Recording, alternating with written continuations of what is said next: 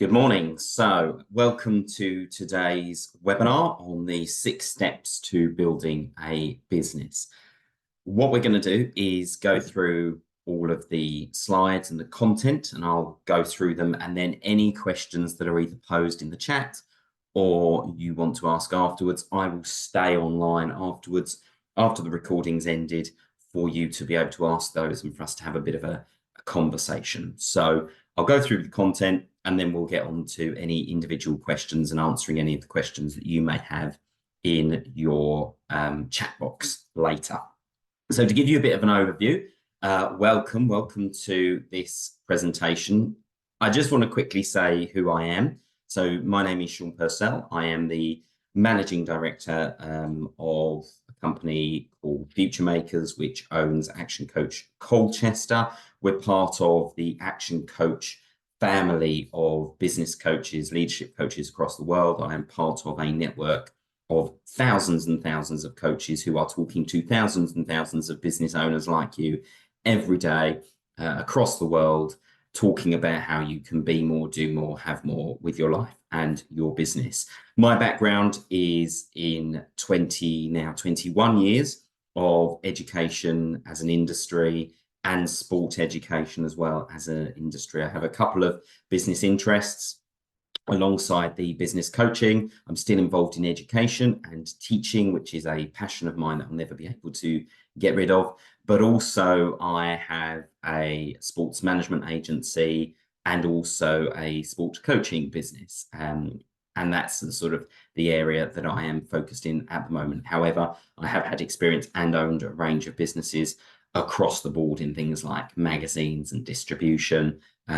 also photography franchises, things like that. So my hope for today is that I can impart some of the experience and the wisdom, the tips, the things to do, the things to probably avoid in nearly 20 years of experience within education, business, industry, at both a startup and a self-employed level, right the way through to the corporate world, where I was a director of a 80 million pound business. So hopefully I'm going to be able to impart some ideas of the things that you can do and not do for today. Now, the reason we talk about the agenda for today is a lot of business owners, certainly when I started out, didn't necessarily know that there were people out there, coaches, advisors, mentors that they could tap into to help them grow.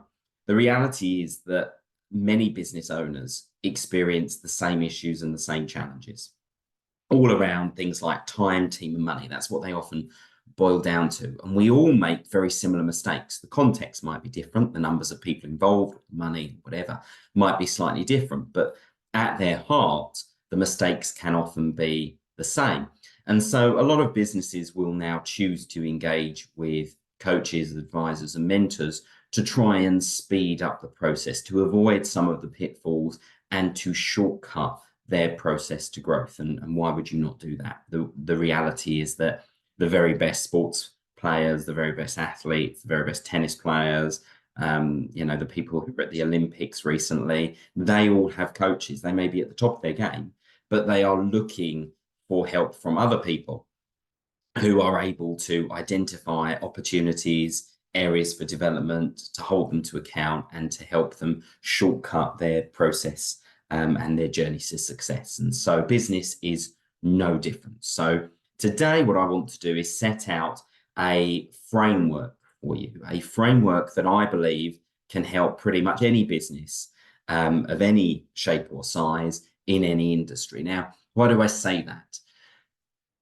The things you're going to see today, some of it you'll know.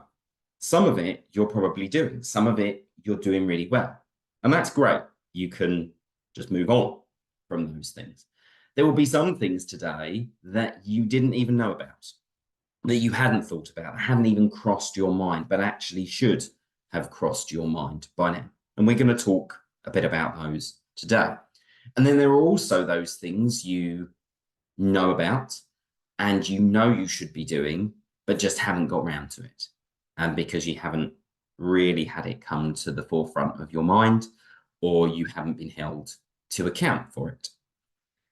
And then there's the stuff that you're going to look at today and you're going to be doing it, but it's never quite clicked. It's never quite gone the way you would have hoped. And hopefully today, we might be able to give you a slightly different perspective that makes you think, oh, actually, do you know what? Maybe I should try it like this. Maybe there is a different way. Maybe there is a possibility. So I can't give you the full wisdom of everything to do with business in the time that we have together today. All I can do is give you a framework, what we call the 6 steps framework, with some other things for you to consider as well. I give you a high-level overview of them, set you some questions to be considering in your own business, and letting you take it from there. Now, prior to this webinar, I sent out, for those of you that were registered, a link where you could go and complete your own 6 steps assessment. It's a 5-minute quiz. So if you haven't done it yet, I strongly urge you to go and do it. If you haven't got the link, we can't find the link, send me a message after this and I will be happy to send it to you again. Completely free, 5 minutes. And what it will do is it will give you your own personalized report based on the framework that we're going to talk about today. So it's going to identify the things with you that you're good at and you're doing well. It's also going to identify those areas for opportunity where you really need to be thinking about giving some time and attention to help you get your business right for the next quarter. And so talking about what happens after today, in terms of next steps, of course, there are opportunities for you to work with me and my team, or our network of coaches if you feel that actually you might need some extra support, guidance and challenge based on what you've seen today. The thing that I want to particularly flag is for those of you who are on this webinar and those of you who reach out to me, we have starting in a couple of weeks' time a 6-week program, and it is a business builder program. And it's 30x, we call it 30x. So it's a 30 by 30 program. So you'll spend 30 days doing 2 lots of 30-minute things. One is that you'll be watching specific videos from the world's most successful and famous business coach, a guy called Brad Sugars. You will spend 30 minutes with me on a group coaching call. And then the third thing is that we want you to spend about 30 minutes a day applying some of the homework and the learnings that you've done, you've acquired that day. So it's done Monday to Friday and it's done over 6 weeks. And it's really designed to give you that boost of ideas, inspiration, tips, strategies, techniques to help you, create a business that's fit for the next 3, 6, 9, 12 months. And based on some of the framework today. There are other programs, there's group programs and masterminds and the ability to work one-to-one with me. I'm not going to talk about those today. I just want to highlight that the next step for any of you watching this webinar today is to join our 30x program. And I'll talk a little bit about that towards the end of this webinar. So let's get cracking today. You will hear a lot of people talk about business. And they will talk about business and that they are a business owner, a CEO, an MD. They've gone down to Vistaprint. They've printed off some basic business cards. They've got a company registered at Companies House. And for them, they think they've made it. They've got a business. They're a business owner. But actually, that's only the start of the business journey. And business is a journey. And it should get you to a particular place. Whatever that particular place looks like in detail for you is between you and your coach to discuss. But actually, the definition of a real business is that it is commercial. It is profitable as an enterprise, and that it works, and it can work without you. So let me just unpick that for a minute for you. Firstly, it has to be commercial. What you have as a product or service has to be viable. There has to be a market and a demand for it. If you've ever watched things like Dragon's Den, one of the things that often causes the plans, the products or services to be rejected by the dragons is where they use that phrase, you've come up with a solution to a problem that doesn't exist. And sometimes you'll see the dragons, look at the individual and go, why the hell have you created that? What is the point? And sometimes they'll get that wrong. Sometimes they have missed a market, but in many times they haven't. And so for us, it's about actually working out the business that we have in front of us. Is it a viable business? Is it something that actually can trade and make money and keep us going? But also that business needs to be profitable. And a lot of business owners forget this, that actually it's not about a race for revenue. It's about pushing forward for profit. And we'll talk a little bit about that before. But actually, what I say to my clients is you should be patient for growth, but impatient for profit, because it's profit that is the blood that runs through the veins of a business that enables the business to continue. No profit over a sustained period of time, and you haven't got a business. It's profit that enables you to take a reward as a business owner for the hard work that you've put in. It's profit that you use to reinvest, to expand, to grow, to acquire new products and services. It's profit that should be the primary driver for business owners of all sizes. And then what it should do is work ultimately without you. Now, that doesn't mean that you're ever going to completely step away from your business. By our nature as entrepreneurs, we like to be involved. We like a challenge. We like to feel wanted. So absolutely, I'm not saying that as a business owner, you should be stepping away from your business. But you absolutely should be in a position where the business can function without you. So what do I mean by that? Well, if you have to rock up to your business every day and do the work, if you're watching this and you're a sports coach who has to do the coaching yourself, because without you doing the coaching, it doesn't get done. If you're a plumber and you are out every day on the tools, both of those can lead you to a nice, decent little earner and be fairly lucrative. But let's be under no illusion. You've got a job, not a business. Because if you have to turn up every day or the business doesn't operate, it's a job. It's the pain of self-employment. But it's not a business. It's not an asset that doesn't require you, that requires you, to be in it. And this is why people need to think about the exit. What will your business look like when it's finished? How many of you have actually really thought about that question? And the reason why I want you to think about that question is because too many people forget that if you want to sell the business, a business is attractive to an investor when the investor doesn't have to physically do the task themselves. So businesses that operate without needing the direct involvement of the owner are worth more.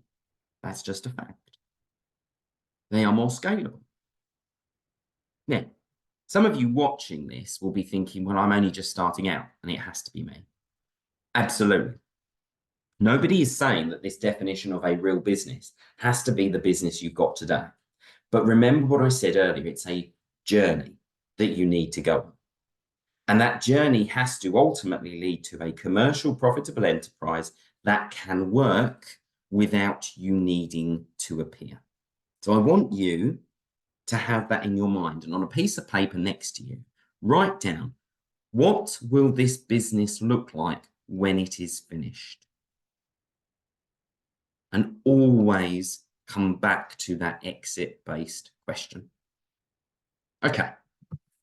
So what do we mean? Well, I spoke to you earlier about a 6 steps framework. 6 steps that we take to deliver massive results as business owners. And let's just break those down now. When business owners arrive and they appear, they will often be in a world of chaos.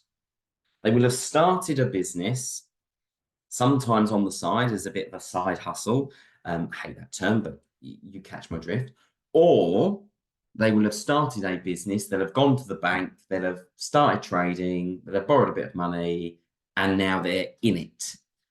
And every day they show up, they sell, they trade, they do the work, they go home, they try and generate more work, they do the work, they go home, they try and generate it, they hope to make some money, boom, boom, boom. But it's all a bit chaotic, and it feels like you're on that constant hamster wheel, round and round and round, where nothing is going to change.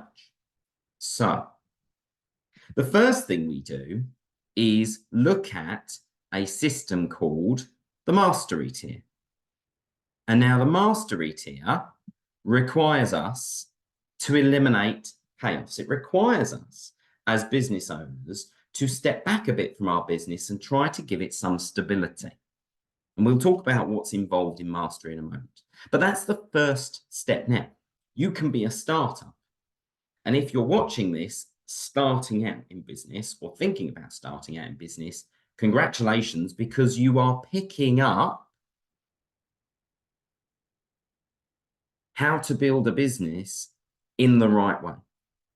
Many of us, myself included, when I owned my very first business, which was a restaurant many years ago, just got stuck in and tried to learn it on the way. And it became unstable and chaotic. So once we do that, once we eliminate that chaos and we create stability in our business, we then get to a situation where we are looking to create predictable cash flow, that we know who we serve, what we can do for them, and we talk to those people and those people alone. And when we understand who we want to serve, the problem they have, how our product or service solves their problem, we get into a position whereby actually we have a set of customers that we can clearly talk to who will pay us predictably and reliably, particularly the amount that we need.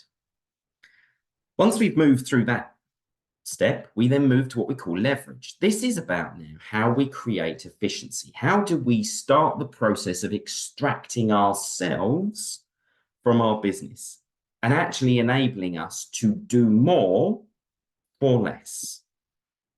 So how do we get more results, but without having to put any more time in? Because I know when I've spoken to business owners before and said, how would you like to double your business? And they will say, well, I'd love to, but the problem is I can't split myself, I can't clone myself, I can't double myself. The whole point of the leverage step is to enable you to grow, but without having to put double the amount of time in. So here we are looking at systems and processes that enable us to become more efficient. Automations, for example. Okay, and we'll talk about a bit about leverage later. Once we work through that, we've now got clarity over the basics in our business. We know who we serve, we know their problem, we know the solution, we know how we're going to fix it. We've also created processes and systems to make the whole thing efficient. We now want to start thinking about growing, but growing a team. Why? Because, of course, we are wanting to step away. If any of you on this call are the best people to do the coaching, to do the training, to do the plumbing, to do the landscaping, to do the running of the meta ads in your marketing agency, then you've got this wrong. Because here's a truth. There are better people out there. You've got to find them. You've got to find them. You've got to recruit them. And you've got to retain them.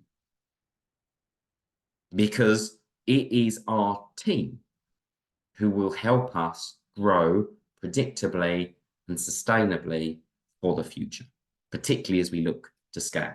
Then we move to the system of synergy. How do we create this well-oiled machine that actually means that we are stepping away?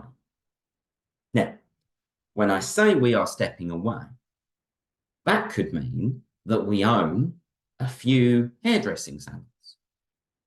And we might be available as the owner at a premium rate to a small group of customers for a couple of hours a week. But there are managers, there are team leaders, there are people running our salons every day. The money rolls in, bills get paid, profit is there at the bottom line, and it is working nicely. Great reviews from customers, loyal raving fans, VIP systems in place, referral mechanisms in place, great social media, digital marketing game.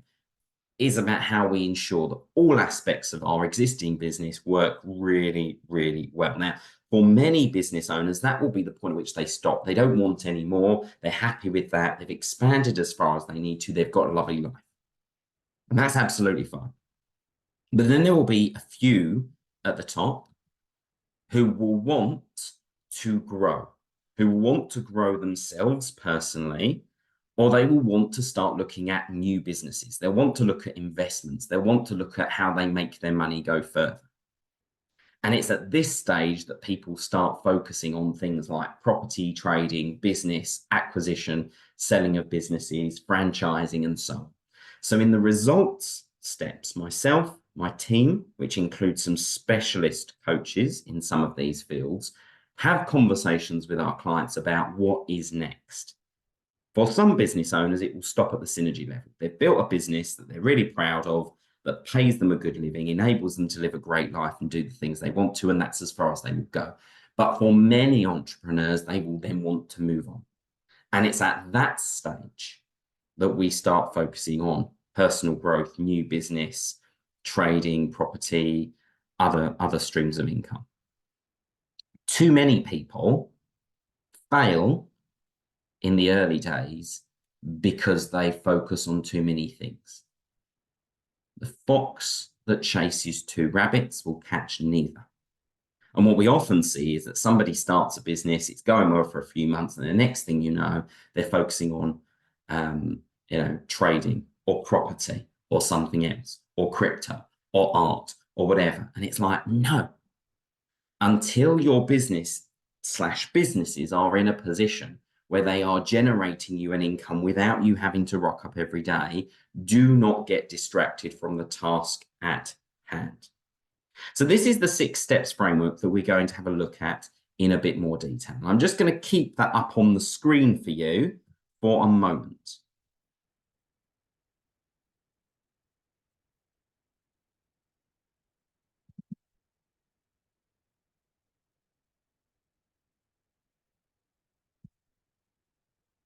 Okay, so let's dig a bit into some of these. So the thing I said to you at the beginning was the focus on the mastery tier. Now, the mastery tier, I want you, when you've watched this webinar, to download your own personalized 6 steps report. Again, I'll send you the link. Have it alongside whilst you're watching this video. That first step, which is all about mastery, is about creating a commercial enterprise. It's about creating something that looks, feels, smells like a business. It takes away the chaos, and it's designed to take you from feeling like, what is the point? I hate this. I resent this. This is not going anywhere, to something where you say, it's hard, it's tough still. There's a lot to think about. I am aware that I don't know a lot of stuff, but I feel in control of the journey. So that's what we look at when it comes to mastery. So what does mastery focus on? Well, it will focus on 4 areas. So when you join the 40X program, certainly about the first 5 to 6 days are focused on these topics. Firstly, destination mastery. We have to have a strong understanding in business about the direction of travel we're going in. And when I talk to business owners, I say to them, what do you want in 10 years' time? What does life look like? What does business look like? And remember, I start with what does life look like? Now, the reason why I start with what does life look like, and I want you to reflect on this in your own notepad, is because business is meant to be the vehicle to create the life that you want. Your life is not in service of your business. Too many people have it the wrong way around. They think that their life is about business. And so they become a slave to the business and they lose all sense of perspective. What is the point of creating a 7, 8-figure business in some cases if you have the most miserable life, if you don't get to enjoy it, if it hasn't given you back time to spend it with those that matter, if it hasn't enabled you to experience and enjoy the things that you've always dreamed of? So for us, it's about saying, what do you want in your life in 10 years? What do you want in 5, 3, 1? And how will your business need to match up to that? So for you to have that life in 10 years' time, what does your business need to do for you in 10 years' time? Where does it need to be? What does it need to do? How many people in it? How many customers? How much money? Blah, blah, blah. Because we know that whether you're a pilot, whether you're a captain on a ship, you have a direction of travel. And sometimes that direction of travel is all over the place because of currents, because of winds, and so on. But the end goal is always clear. Nothing is ever a straight line. And what destination mastery does is it enables us to focus on the direction of travel, where we are going, how to hold the course. It also asks us to look at things like our vision for our business. What is our vision? What is our mission? What are our values? As well as our goals. And it requires us to dig deep about why we're in business in the first place.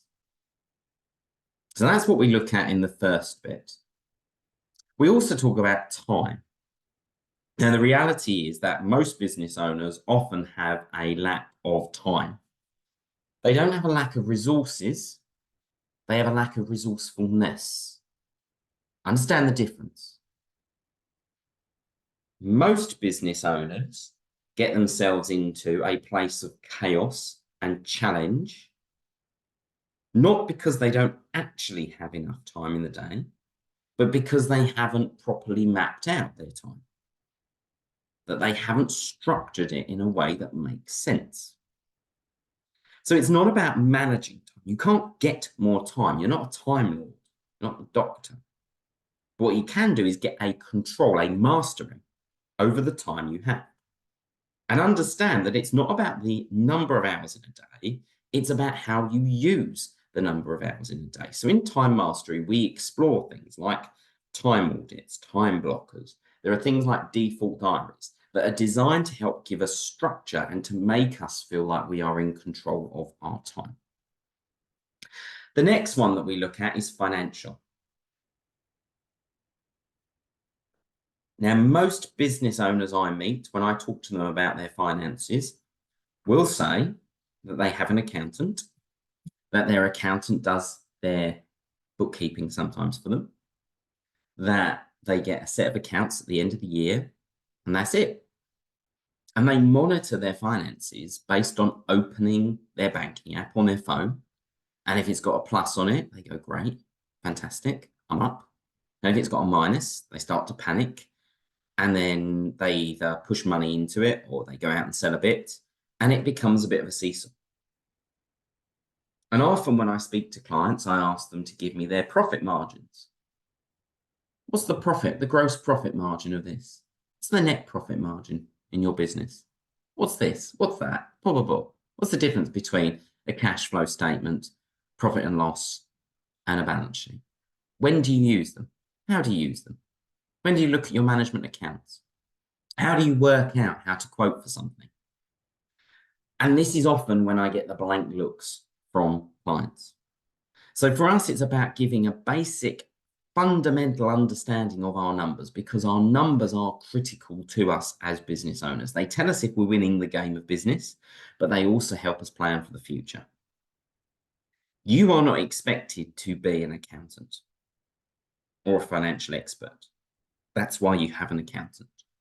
But you need to be able to understand the numbers, to read the numbers, and to see what they're telling you.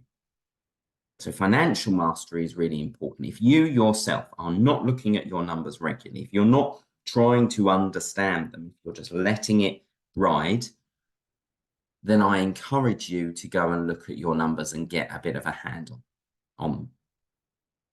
And then the last one that we look at is delivery mastery. That's about the product and service we provide. Do our products and services make sense? Do they hang well? Are we focused on the customer experience? Do we have the systems, the processes in place to ensure that we can deliver what we offer? Do our staff understand what is expected from start to finish? From the moment at which we walk onto a customer's building or a site or something to begin with to do a piece of work. What's expected? What documents are there? What processes are there? How do we communicate with them? How do we ensure that our delivery is world-class from start to finish? So these 4 areas are really designed to not fix our business ultimately, but they are designed to take us from panic, headless chicken approach to having a sense of control where you can sit there and go, I believe that I have the foundations of a good or great business. And that's what the 4 areas of mastery do. And as I say, I encourage you to look at the report and your report to see particularly where you do well and maybe those areas where you need to develop. So that then moves us on to the next one. Well, how do we then ensure that actually we've got this great product and service, we've got this really good delivery mechanism, we understand our numbers, but how do we ensure that actually people are buying it and they're buying it at the price that we want? Not the price we need, the price we want. So what is niche? Well, this is the bit that focuses on profit. Niche is all about how we make the bottom line profit. So how do we do that? Well, a niche is about us having no price competition. If we have a niche product, it is a product that is unique. Now, it doesn't have to be completely unique as in nobody else in the world is delivering it, right? Some people mistake the word unique within this concept to be that they have something that nobody in the world has. Well, that's not true. When we talk sometimes about a unique selling proposition, that can be our team, it can be our experience, it can be a certain way in which we do something that makes us different from some of the other people around us in the same pond. I encourage you to go away and look at the concept of red and blue oceans. And that talks about where we need to understand when we're in a red ocean, when we're one of many sharks all feasting, but actually it's becoming really competitive. And the reason why the ocean's red is because it's full of blood, because we're all hacking at each other, versus trying to find a blue ocean. We are still a shark. Excuse me. We are still a shark. We are still going out and eating, but we are eating in a slightly different part of the ocean where actually the food is more plentiful. Now, what will often happen is you'll be in that blue ocean and some of the other sharks will spot that there's a nice blue ocean and they'll follow you. So when we're talking about niche, we're always thinking about how do we alter, mix up, fix, change our products, our services, what we do to just give us that slight point of difference, the pod. And to give you some context for this, and I like to use my own examples, we have a company called Future Makers, and within that brand, it has Future Makers Rugby. Now, those of you who will see on my LinkedIn or whatever afterwards, I love sports. I've been involved in sport for some time. I am a rugby player, but I particularly found a love of touch rugby. Now, touch rugby, for those of you that don't know it, is governed by its own rules. It's a very quick version. It doesn't have the same element of physicality. So it doesn't have tackles. It doesn't have what we call scrums, line outs and things like that. So it's a very, very technically skilled game, but it doesn't require the same physicality, which means it's very inclusive. It actually means that unlike contact rugby, which is governed by a lot of laws and rules about ages and who can play together and things like that because of the risk of injury, touch doesn't have that. So actually, you can have mixed teams. You can have men and women together. You can have men and girls together. You can have younger and older people together. And it's a way of people being involved in rugby without the contact. Now, touch rugby in Australia is growing. It's called touch football. It's massive. We've just recently had the Touch World Cup in England, and over 10,000 spectators, players, coaches, officials, volunteers converged on Nottingham for touch. It is rapidly growing. Now, for us, we wanted to have a sports coaching business that wasn't the same as all the others around. And the majority of sports coaching businesses are either multi-sports and do a great job of that. I've coached a number of brilliant ones. And then a number of other ones are in the sort of football world. There are fewer in rugby and even fewer in the touch rugby world. So we decided that we were going to run holiday camps and development centres and tournaments and things like that for touch rugby. Now, that is our niche. That is what we're good at. That is what our coaches focus on. That is what our branding and our marketing is all about. That is our unique selling proposition. It's still rugby. It's still sports coaching. It's still holiday camps. It's still like that. But actually, it's about touch rugby, which is a bit more niche. So you have to think, if you're a plumber on this, if you're an electrician, if you're a sports coach, whatever you may be, right? What is your unique selling proposition? So if you're let's say a football coaching business watching this right now, and there are many, and many of you are brilliant in many different ways, what actually makes you slightly different to the other football coaching companies? And you can't just say, we're focused on the kids, we provide a fun environment, all of that sort of stuff, because guess what? So does everybody else. That's what they all say. So what is the thing, whether it be in the product, the service, the people, that is slightly different, that either you add or you take away, that makes you slightly different to other people? That's how we create our own blue ocean. And the second thing we can often do in some businesses, not in all businesses necessarily, is to create the idea of the guarantee. If you're so confident in your products and services, stand behind it. Don't give it away for free, but actually stand behind the guarantee. I once had a fantastic, lovely company that was in windows and doors. And at the time, in the double glazing windows doors industry, everybody gives out like a standard 10, 15-year guarantee. And the question I asked our client was, well, why? And he's like, well, you know, it's roughly how long it lasts. Okay. How many years does the average person stay in their home? 12, 13 years maybe. Younger people will move more regularly as they, as they upgrade. So if I put a set of windows in my house today, your guarantee will cover me for, let's call it 15 years. If I stay in it for 13 years, but then I sell it, the people coming in have got how many years? 2, maybe. But actually, if I stay 16 years and the windows and doors go, I haven't got a guarantee anymore. And I was like, so everybody offers 10 to 15 years. Why don't you offer more? Why don't you offer 20, 25, 30, lifetime?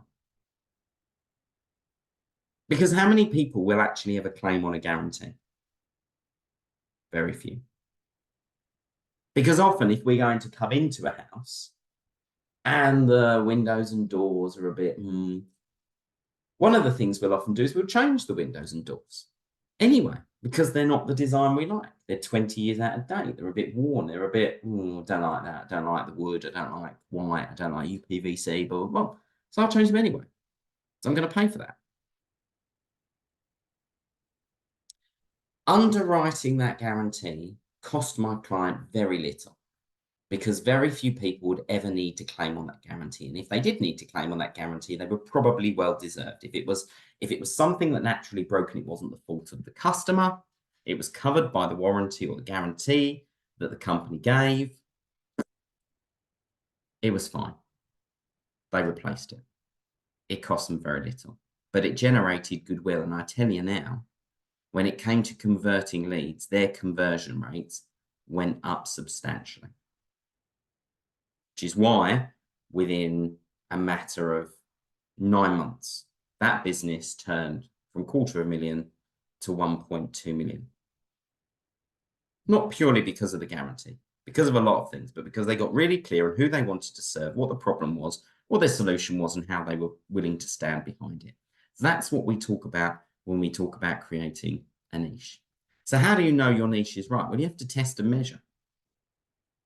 There is no shame in testing it and realizing that actually that isn't your ideal client, or your ideal client actually is not so keen on this product and service, and that you need to tweak the product and service. You need to tweak the price point. You need to do something slightly different. Test and measure is a critical part of the day-to-day awareness of a business owner. So remember that. Test and measure. So how do we test? Well, I want to suggest to you that there are some critical numbers that you need to get a handle on in your business right now. Okay. And we call these the 5 ways, the 5 ways methodology, the 5 ways formula. And I want to explain it for you. Most people can tell me how many customers they have. They can tell me what their revenue is, i.e. how much money is coming. If I'm lucky, they can tell me maybe how much profit they make. But the problem is, actually, these are numbers that the business owners really shouldn't be trying to drive their business on. Customers' revenue and profit are all just results. They are not numbers in and of themselves that you can control. Let me explain.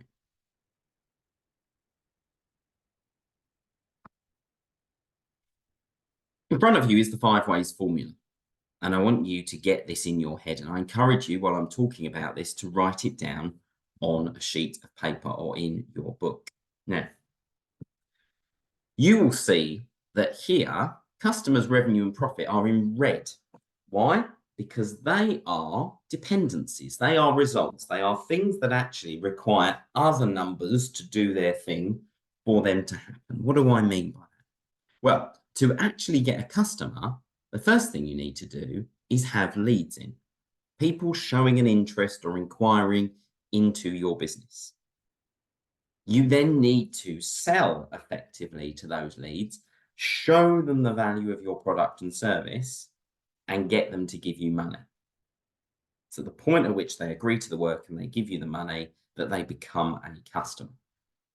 So it's number of leads and conversion rate. Number of leads multiplied by your conversion rate that will give you the number of customers. So don't focus on the number of customers, focus on how many leads you're getting into your business and how many leads are actively being converted by you into paying customers. Revenue in and of itself, don't worry about it. Worry about how you can get your customers to buy more often throughout a year. So the average number of transactions. So if a customer, for example, in our sports coaching business, buys a day at one of our camps, can we get them to buy another day at another camp? 2 days, 3 days?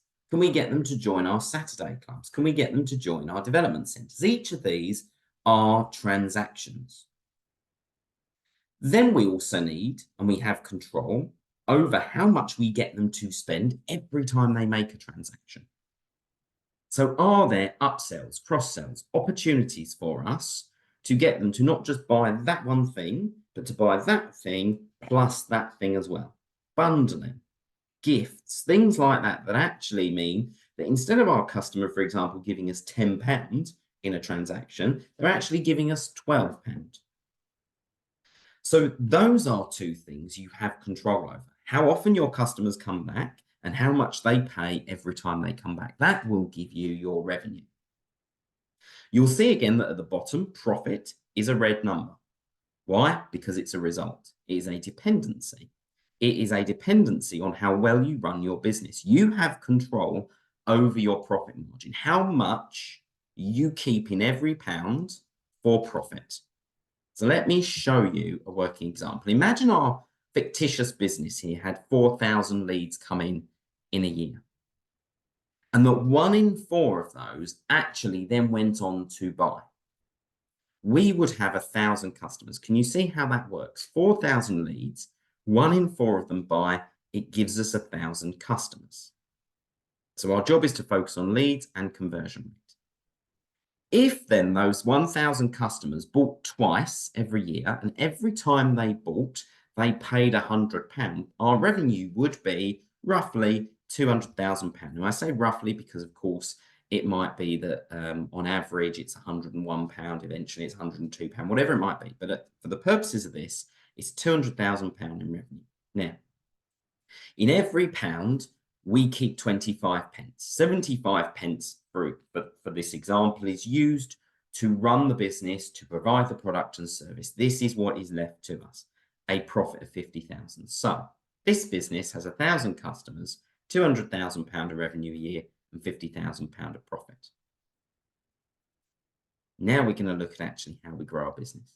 Because we can't grow in and of itself the customers, the revenue, or profit. Remember, I've said the dependencies.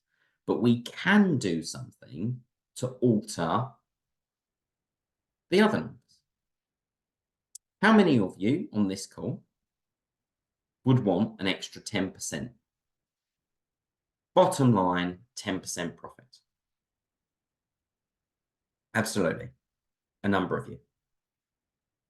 We'd all have an extra 10% in our business, right? So let's apply that. Let me ask you this. If I could show you strategies, tactics, tips that could generate you 10% more leads, would you be interested? Of course you would. If I could show you in your sales process through using scripts, strategies, languaging, powerful questioning, how to improve your conversion rate by 10%, would you want it? Of course you would. So let's assume in this fictitious business that we've done that. We've improved our number of leads by 10% and our conversion rate by 10%. We get 10% more customers, right?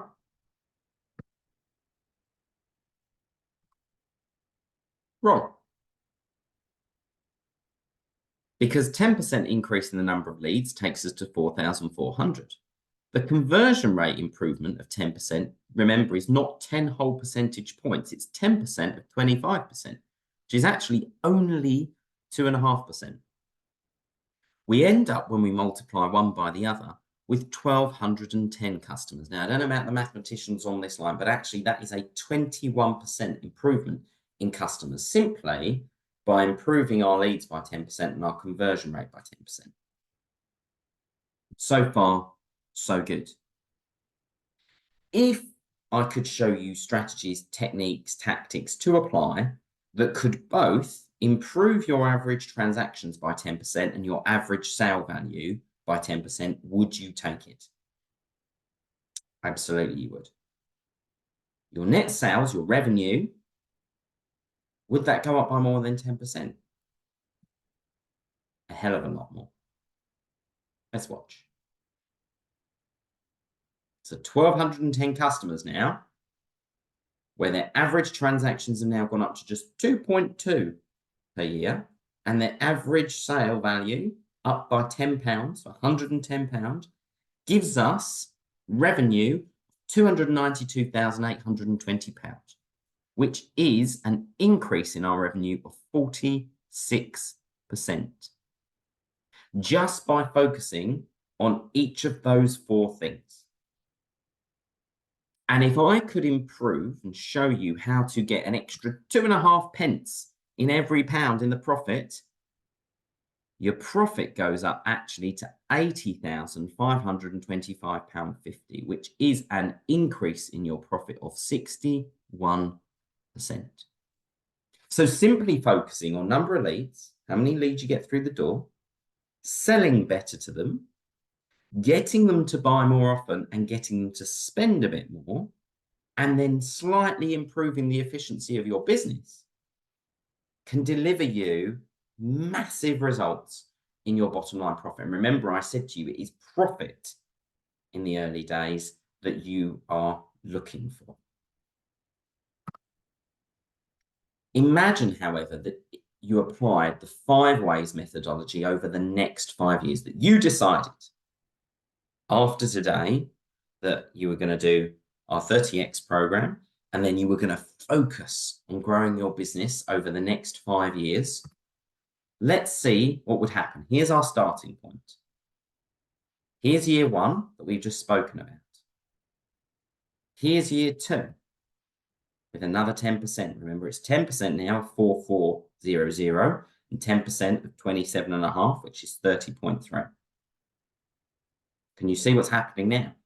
We've got 159% increase in profit from the starting point. Year 3, gone up again. Year 4, year 5. If you started today in this fictitious business, and of course those numbers will not be applicable necessarily to you unless you're sitting here going, oh my God, Sean, that's amazing. I had 4,000 leads last year. I had a conversion rate of 25%. I had 2 transactions a year and £100 and margins of 25%. I doubt many of you watching this probably have those exact numbers. You have your own numbers, and I encourage you today to go away and look at those numbers and work out what they are. That's your starting point. Imagine if you simply worked on the strategies that could get you a 10% improvement in each one of those things. You would have a business that had 159% more customers, 573% more revenue, 983% more profit. It is the simple process of exponential growth. 10% growth scale, year in, year out. That's how people do it. And if you want to work through how you do that, I have a 5 ways calculator. If you reach out to me separately, we can go through that and we can crunch the numbers for you individually. And you can play about with it and go, well, what happens if I only had a 2% increase in each of them this year, or I actually had 10% increase in leads and only 5% increase in conversion rate, and 20% increase in my margins, blah, blah, blah. You can fiddle about with it and look at the sorts of numbers and get excited over the sorts of numbers that you could have. But reach out to me if you want that. So very quickly, we are now halfway through the framework. It does speed up a bit here because, as you can understand, many of you watching this call are going to be in the earlier stages, not of business, but of business building. So after this, as I say, I will remain on for questions and talk about specific examples if I can. But as always, thank you very much for those of you that are posting into the chat box. I will answer those questions later. So we've spent some time building the foundations of our business. We've now spent some time understanding who our customers are, understanding our key numbers, and working out what we need to do across 5 metrics: leads, conversions, average number of transactions, average pound sale, and profit margin, to build our business and to get better financial performance out of it. We're now going to look at the bit that enables us to have a business that works efficiently. So we've got that commercial business, we've got that profitable business. It now needs to start the process of easing us out. And the first step in that process is creating leverage. And leverage is more for less. And with our clients, we will talk about the 9 ways to systemize our business. I'm just going to quickly highlight those 9 ways for you to consider now. So if you are at the early stage in your business now, and it's pretty much you, this is going to be a useful FYI. But remember, you've still got a hell of a lot of stuff to do before you even get to this.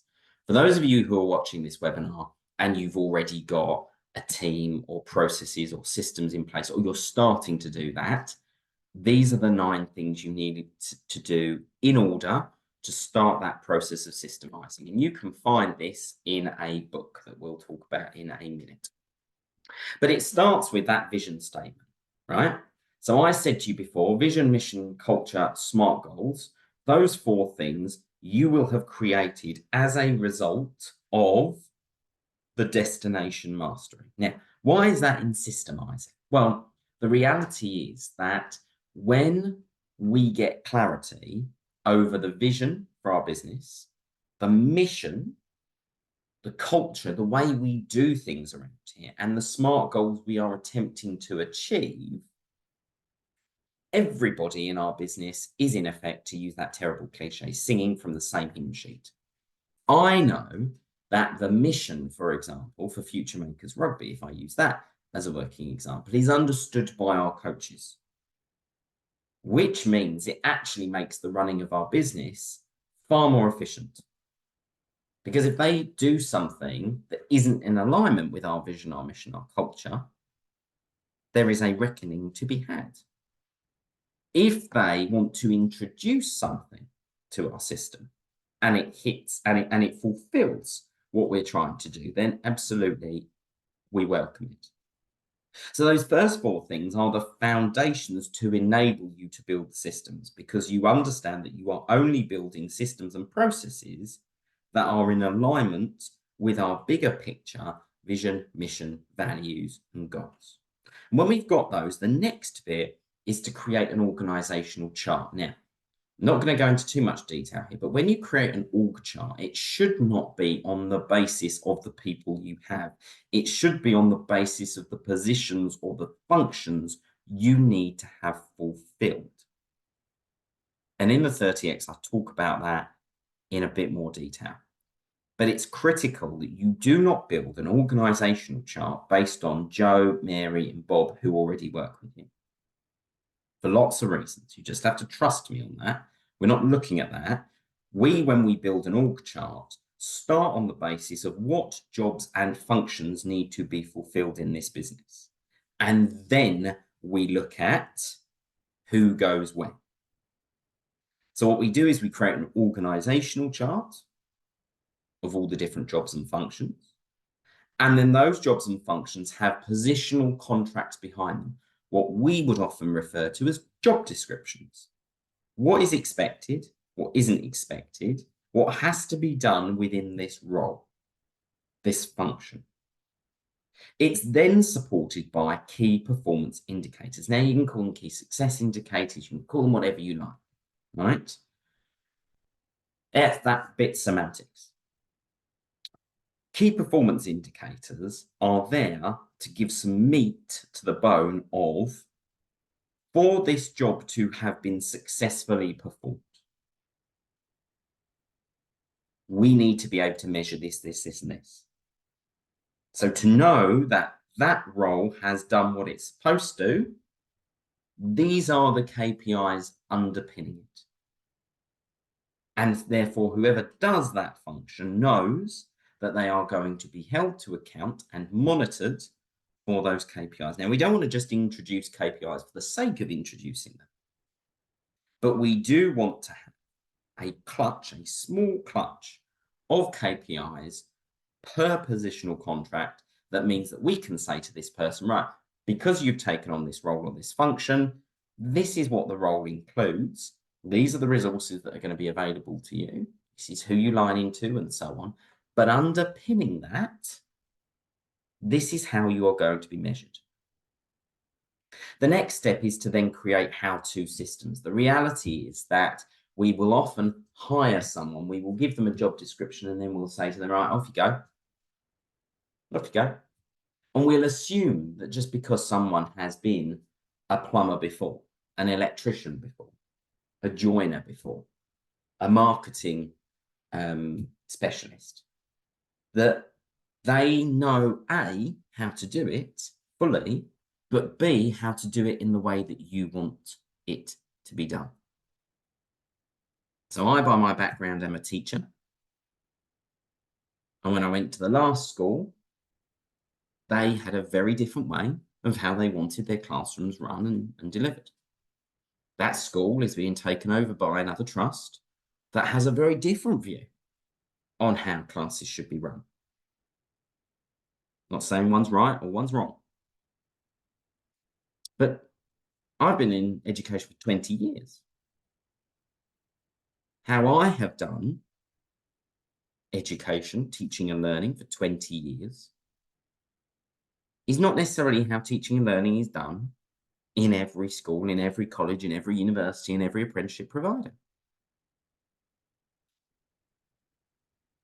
I have run now 2 apprenticeship providers, one really big, one much smaller. And when I took over the leadership of both of them, they had different ways of delivering apprenticeships on a day-to-day basis. Now, it doesn't mean that because I moved into that second one that I was any less effective as a person. It's just simply there wasn't a how-to system that explained to me how they wanted it done. Because there was just an assumption that because I come from that world, that I instinctively must know how to do it here. And that's not always the case. So understand that once we've created an org chart, once we've created job descriptions and we've been really clear about what the role entails and we've set some KPIs, we also need to have systems, documents, processes, videos, training, induction, onboarding, continual coaching that is designed to help us both learn how to do something, but how to manage and support people doing it. So our management systems, do we have the data? Do we have the dashboard? Is it clear in our heads? Do we have reflection? Do we have supervision? Do we have coaching sessions? Do we have training sessions? How do we take people who maybe aren't quite doing it in the way we want to do and re-educate them and support them to do it in a better and different way? So these are the 9 ways that we have to systemize our businesses. And we will talk about systems and processes and AI. There's a phenomenal piece of software that's coming on stream now, which is AI based, where actually you can put into it your how you do something. You can talk it through or you can video it. And then that piece of software will take it and completely turn it into a set of document systems and processes and flowcharts. And it's there. So you don't have to sit and try and create it, draw it, do all of that. Because sometimes as business owners, when we see we've got these tasks to do, we think, oh my God, I haven't got 3 or 4 hours to sit and draw a flow chart and to do this and to do that. But if somebody asks me how to change that radiator, I can tell them. But if I have to sit down and create a process or a procedure document or whatever, that's time I don't have.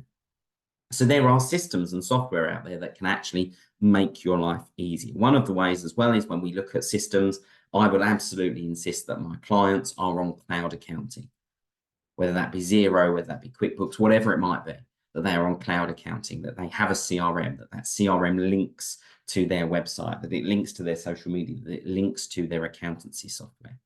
And we don't necessarily get into that until we get down the route of systemizing, but it's important that you understand what comes next. And you can see a lot of this in a book called Instant Systems, written by Brad Sugars, who's the world's #1 business coach. That is available on Amazon if you want it. So let's move on. We've created a business that we know is commercial. We've understood who our customer is. We know how to talk to them. We know how to solve their problems. We understand the key numbers and the key metrics in our business that we should be working on. We've created systems, procedures, processes, documents to be able to make our business efficient. We now need to go out and grow. This is the bit where we start to step away. It's the without you element of the definition. And so what do I do with my clients here? Well, I help them build their team. Why? Because you're the owner and your job is to create a world-class team.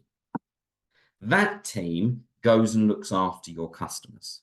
Your customers in turn look after your business because, of course, they pay your business. They pay your business the money that you're looking for, which includes profit. And they rave about you. They refer other people to you. They keep you in effect in business. And then the business looks after you. Now, too many business owners have this the wrong way round. They think their job as the owner is to look after their team, look after their customers, and look after their business, and then get stressed and burnt out trying to do all things to all people. When we get to this team step, I help my clients build a great team. And that team in turn goes on to look after the customers. The team becomes the interface with the customers. They are the ones who are delivering the products and services on a day-to-day basis, looking after our customers, loving our customers, dealing with our leads, bringing them through the process, turning them into customers, turning them then into raving fans, getting them to spend more often. The customers, by their nature, then pay their bills. The business then is a profitable business. That's the benefit that I get as the owner. That is how the cycle should work. And there are lots of ways we can do that. And we talk in the team phase about how we recruit, then how we retain them. And then the third one, actually, is about how we help some in our team be successful elsewhere. The truth is that you are never going to always have a perfect team that will be with you forever. Some stay, some go. Those that interviewed well sometimes don't perform well. Sometimes they interview really well, start really well, and something happens in their life to change them. Sometimes you work out that actually we have something called the Peter Principle, and we've promoted people to a level that's beyond their capability. And they now stop being a can't, they become a won't. And in those circumstances, sometimes it's our job, as brutal as it sounds as an owner, to help them find an alternative place to live when it comes to business. So team building is about the 7 keys to building a winning team. We talk about that in our 30X program. What are the 7 things we need to put in place as an owner to build a world-class team where we recruit, we retain them, but also we help others to be successful elsewhere. And once we've done that, we then look at synergy, which is all about growth. It's all about now looking at things like, how do we scale? Do we acquire other businesses in our industry elsewhere? Do we acquire other businesses that are in our supply chain that actually by acquiring them would bring down our costs, would add an additional product or service to our clients? And sometimes that will be about going and acquiring another business. Sometimes that will be about starting another business from scratch that complements what we're doing. It might simply be just another site, another salon, another coaching area. It could now be licensing, franchising. That we've got this great idea. It absolutely could scale, but we don't want to be the ones physically opening new locations and taking the risk and the hassle of opening new locations everywhere. So we franchise. There are lots of ways in the synergy section of how we can now duplicate and scale our existing business. And it's there about adding zeros. And it's about creating winning disciplines. And we talk about that within that step as well. And then once we get to the top, it's about your freedom. It's about reaping those rewards. It's about going on and actually having the life that you set out right the way back in Destination Mastery, which may mean complete separation from your business. It may be that you realize that you love the game of business and you actually want to go and buy and sell other businesses, get involved in other businesses. You want to help and advise and coach and mentor other businesses. It may be that you want to go and do something that's charitable, not for profit. You actually want to go and do a passion project. It could be that you just decided to retire. It could be that your kids are of a certain age where actually you just want to spend more time with them. You want to go on more holidays, whatever that looks like. It might also be that you now take the money that you've made from your business and you're now going into other things. You're finally going into property, stocks, shares, trading, gold, crypto, whatever it might be. Okay. All of those things come at this stage. And they're about creating financial freedom for you. But you can't get to this level until you have worked through the other stages before. And that's where some business owners get frustrated with the process. Because in a world of glossy Instagram posts, everyone is led to believe that business is really easy and really straightforward. And you can start a business now, and within a matter of weeks, it can be, absolutely huge and successful. In some cases, maybe, but in most cases, it takes a long time to be an overnight success. And too many people get distracted because they see something else, another shiny thing to try and do. And that is the thing that often then hampers the growth of your business, because you're trying to do too many different things at the same time. So be patient, have some deferred gratification, knowing that if you get this journey right, you can absolutely reap the rewards at the end. And so I want to give you some wise words from Richard Branson. I'm a massive fan of Richard Branson, and apologies, not sorry really, for anyone on this call who isn't a huge fan, but I actually think that on the balance of things, when we look back at the life of Richard Branson and the ledger, he has contributed more to compassionate business than he has been against it. And his books actually are fantastic. I'm rereading Finding My Virginity this summer. And he says this: if you can learn to run one business successfully, then there is no reason you can't run any number of businesses at the same time. The principles are still the same. And so I want to give you those wise words.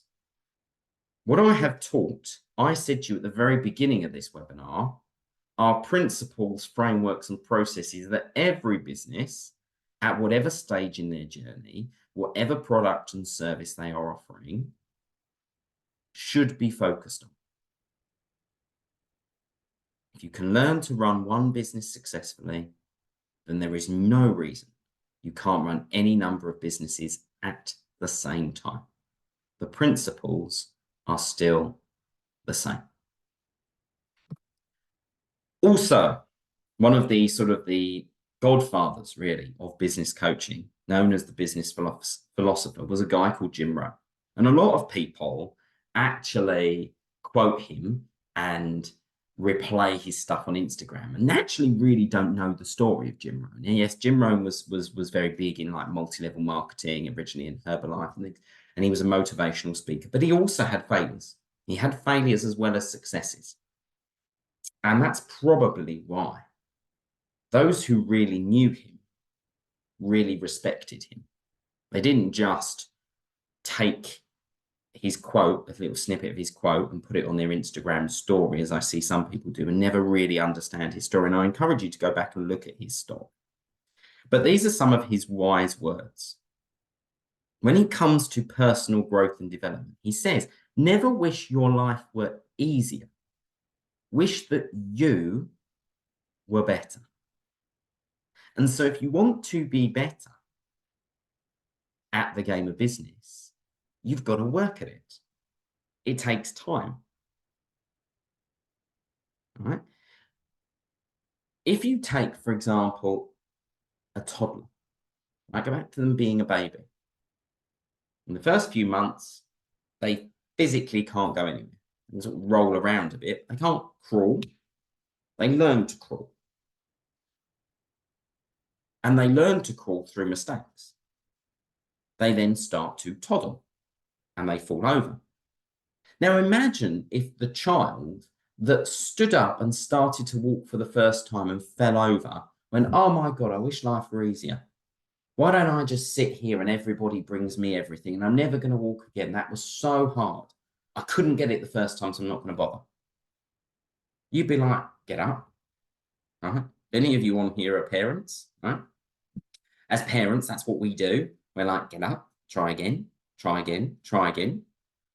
My oldest plays football and rugby, and it's like, practice your drills again, again, again, again. Do it again, do it again, do it again, get better. Okay, so you didn't score that time. What are you going to do? Just give it up. That's it, fine. I say that to Elliot. I'm like, right, okay, fine. All right, I'll take the ball. I'll sell the ball. Like, no, I want to play. I want to play. I want to learn. Do it. Why? Because he's got that desire in him to be better. Not that life were easier. Yeah, he moans that he wishes life were easier. In his ideal life, he'd have a goal that was the complete length of the pitch with only one bloke in the middle. But that's not going to happen. That's not how life works. The goal is the goal. The goalkeeper's the goalkeeper. He has to get better at tricking the goalkeeper. He has to get better at hitting it top bins without the goalkeeper reaching to it. That's what he has to do. So he has to practice. So why, when we get older as business owners, do we sit there and wish that life and business were easier? It's not going to be easier. What makes it easier, he says, inverted commas, is you getting better at it. You getting better at playing the game. Now, the way you're going to get better is by working on yourself. Work harder on yourself, Jim says, than you do on your job. So you can be the best plumber in the world. You can be the best business coach in the world. You can be the best sports coach in the world. You can be the best, as I said, meta ad specialist in the world. That does not automatically mean that you are going to run the best business in that field. You need to become better as a business owner. You need to stop seeing yourself as the coach, the plumber, the electrician, the whatever, and start thinking of yourself as the owner of a plumbing company, the owner of a travel agency. And spend time working harder on the skills and the abilities and the behaviors that you need to be an effective business owner rather than an effective tradesperson. So never wish your life were better. Never wish your life were easier. Wish that you were better. Work harder on yourself than you do on your job. And so Brad Sugar's the founder of Action Coach, the guy that will be taking you through the 30X program alongside me. He says where you'll be in 5 years, go back to that 5-year, 5 ways methodology, will depend on the books you read, the people you associate with, and the actions you take. Now, Brad's really keen on this, in that you'll see a lot of business owners out there, a lot of people like you who will now be sending pictures and posting pictures of them on holiday on a beach with a business book. And then they'll come back and the book will go back on the shelf and they'll go back to work. Or they'll post that they've started listening to like Stephen Bartlett's Diary of a CEO.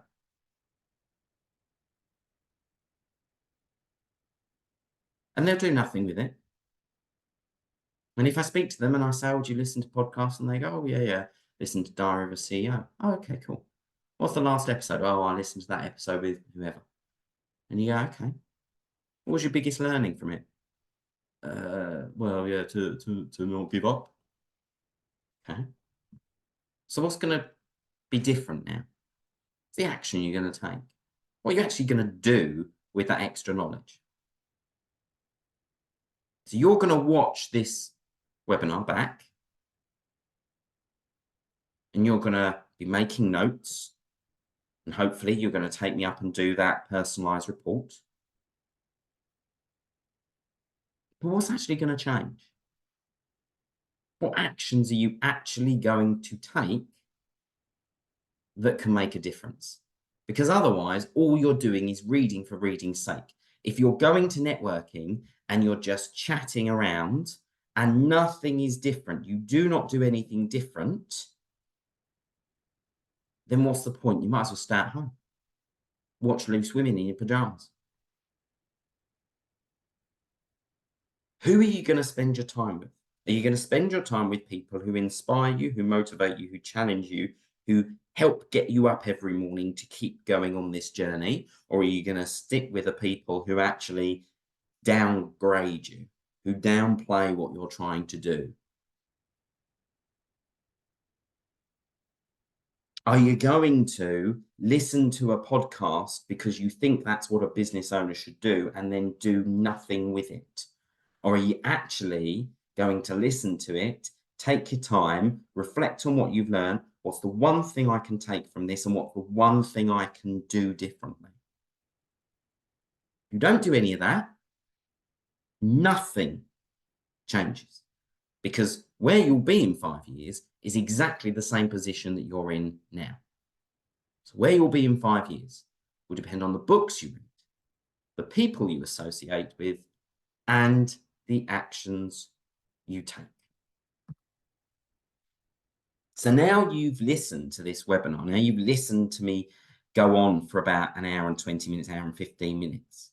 Hopefully, I've given you some things to think about. I promised you at the beginning that I would not be able to deliver every piece of information or knowledge about business under the sun in the time we had together. But what I could do was give you some food for thought. I could give you some ideas, some things that you should be considering and reflecting and learning about. But as always, it's time for you to take action. If you haven't yet created a business that gives you more life, now is the time to take action. And so I want to remind you of something. Every 6 to 8 weeks, we run a next steps program, which is the 30X program. What is the 30X program? Well, basically, it's a community of people who come together for 6 weeks, guided by me. And there is a requirement for you to learn, to engage, and to do. You won't pick and be able to do everything. We're not expecting you to. But some action is better than no action. Some learning is better than no learning. Some networking is better than no networking. So the 30X program is designed to give you that quick injection of ideas, inspiration, tactics, strategies that you can use, that you can pick and cherry pick from and go, I'm going to try that, I'm going to do that. That's really useful. I'm going to take action on that. And it's about tiny little actions every day rather than massive work, because tiny little actions, when they add up together, have a compounding effect. So that 30X program is a Monday to Friday program for 6 weeks. And it consists of you watching a particular video every day that you're told, which is 30 minutes delivered to you by Brad Sugars, the world's #1 business coach. It has homework and tasks in it for you to have a go at. There is a closed Facebook community for members of the group in that cohort. So you'll be with a group together. You'll talk about accountability. You'll talk about what you've learned. You can ask questions. You can ask questions of the coaching team that relate to your business from what you've learned. And then at the end of every day, there is a 30-minute group call with me or one of my other team if it's a particularly specialist topic, where we will facilitate some of that learning, help explain some things, talk about what you're doing, and give you some practical advice on what you have been working on. And you just do that every day, tiny little actions. 30 minutes of a video, 30 minutes with me at the end of the day, and I say the third 30 minutes is you making notes, doing some homework, trying some stuff out. That's as the minimum. And you do it for 6 weeks. That's it. Nothing more. And I absolutely guarantee that you will take away new stuff to learn. And if you implement the 30x, if you do each of those days and you engage with each of those days, your business will grow. And if it doesn't grow at all, then I will give you not only the money back, I will give you double. If you can show me that at the end of the 30-day program, you have implemented the homework, you have taken the action, you have been on the calls, you have watched the videos, and nothing has changed, I don't want your money. I'll give you the money back and I'll give you double. Normally, because we want as many people as possible to enter that program, it's £97 plus VAT. That's it for 6 weeks worth of support. But for you, as a thank you for getting to the end of this webinar and listening to it, you can buy it now for £67 plus VAT. It's £30 off, so about a third off. As a thank you for listening to this webinar and committing to learning. But you have to take action. So we're taking applications at the moment. We take applications at the end throughout a month, ready for the next month. So we've still got some time for you to get on board. If you'd like to get on board and you'd like to learn a bit more, then please do reach out to me. We will drop you a message anyway. And if you'd like to join that program, we will absolutely honor that 67 plus VAT. And I absolutely give you my personal guarantee that if at the end of that program, you've done everything you're supposed to, you've done all the homework and nothing has changed, you show me and you go, look, literally nothing has changed, I'll give you not only the 67 back, I'll give you another 67 on top as a recognition of your time. I can't say fairer than that. So whatever you do today, thank you for watching this. Now is the time. It is the time for you to take that action. Don't just listen to this webinar and go off and do something else.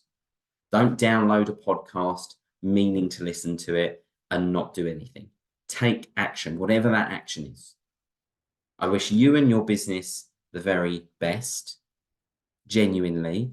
If there is anything I or my team can do to help champion you and support you, please do ask. But if you want to come on a journey over the next 6 weeks with me, where we fundamentally help you build a business that is fit for the challenges and opportunities of the future, I look forward to having your application to join our next 30X program. Whatever you're up to for the rest of the day, I hope you have a great day in life and business. Take care. Bye-bye.